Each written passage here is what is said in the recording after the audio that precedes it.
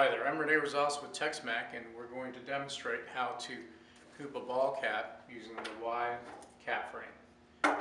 To do so, we're going to need several things. First of all is the cap hoop itself and the two clips that come that actually affix to the post at the back and trap the material and hold it along the back of the hoop.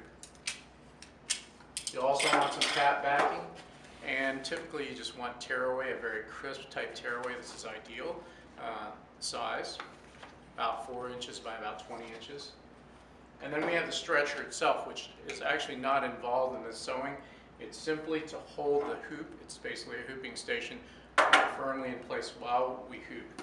So we're going to go ahead and mount this onto the machine stand itself or any appropriately wide table surface here, and with a little wing nut on the back. So we'll go ahead and fix that there in place and tighten that up. There's also a 5mm screw that if you hex screw inside right here, and if you remove that, it'll allow you to swivel that up and down for much easier access. Now to start with the cap hoop, we've got a strap that goes around the outer ring here of the cap hoop itself. And this strap can be either one or two straps. The newer ones have only one strap. The most important part is the one with the teeth. This older one has a single strap, second strap here that goes underneath the bill. The upper one with the teeth that I'm holding out right here goes just above the bill. So we're going to hold this onto the, mount this onto the cap stretcher itself. And there are two clamps down here that hold it at the 10 and 2 o'clock position and one at the 6 o'clock position. And all we're going to do is pop that on until they grab on firmly onto that hoop so that that's not coming off. The next thing we're going to do is we're going to take our cap backing itself, and we want to cut it or tear it to about the size of the design. Now in this case we're going to pretend that since we have a wide cap hoop that we can take advantage of that wide field and be able to sew on the front and the sides at the same time. 7 and 12 needle machines offer an 11.5-inch wide sewing field. The larger commercial happy machines like the 15 needle and the multi-heads offer a 360mm or 14.1-inch wide cap field. So tear your backing to the appropriate size. And if you look onto the cap stretcher and hoop itself, there's a centering tab. You want to position this piece of backing right underneath that tab. Now you'll notice it's not sitting very comfortably there, so we'll do an old trick that we learned in art school before and stretch it against an angled surface. And pulling it like this will tend to curl that up, and you can see that once we let go, and that curl tends to let it hug the surface of the cap stretcher and the cap hoop itself. With that in place, we'll now begin with the cap. Ideally you want to have a structured cap which is, that's made for embroidery, which typically has a backing called a buckram on the inside two panels of the cap itself. A nice steady cap. Of course there will be all kinds, but this is a good baseline demo. First thing you want to do is unfurl the cap, the cap's sweatband here, and it may be hard to see on this video because of the dark color, but make sure that you have as much of that sweatband unfurled, and also flatten the bill. This is a perfect flat circle here, so when I mate this to the cap stretcher and hoop itself, this needs to be a flat circle.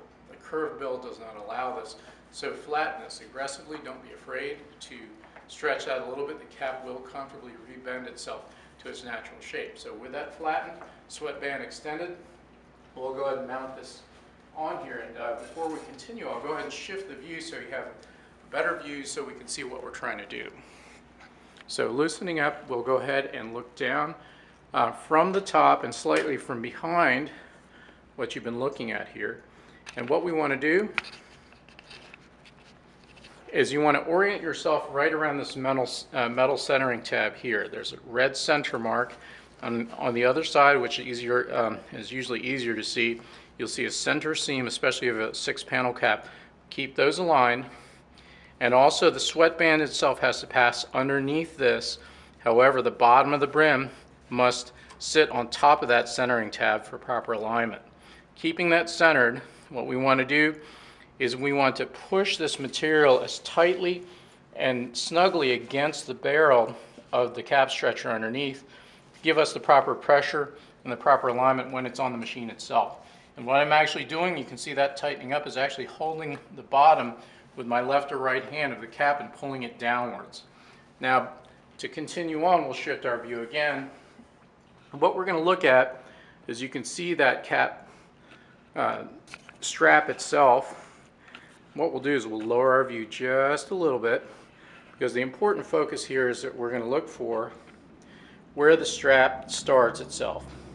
So that's all determined by how nice and tightly you can stretch that material of the cap against the cap stretcher. So pull downwards, make sure you've got no slack, because this pull is going to be held in place by this strap. So find your teeth and find the seam, the bottom seam of the cap, and basically tuck that seam inside and underneath those teeth, and go ahead and push that around as your fingers would close a Ziploc bag.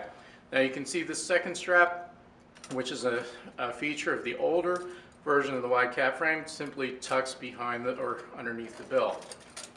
And continue around until you have the teeth at least halfway around. At that point, the teeth are grabbing the cap tightly enough that you can actually let go with your other hand if you were trying to stabilize it. And there's a pre-catch on the other side before we actually tighten the catch. So let's go and shift our view one more time.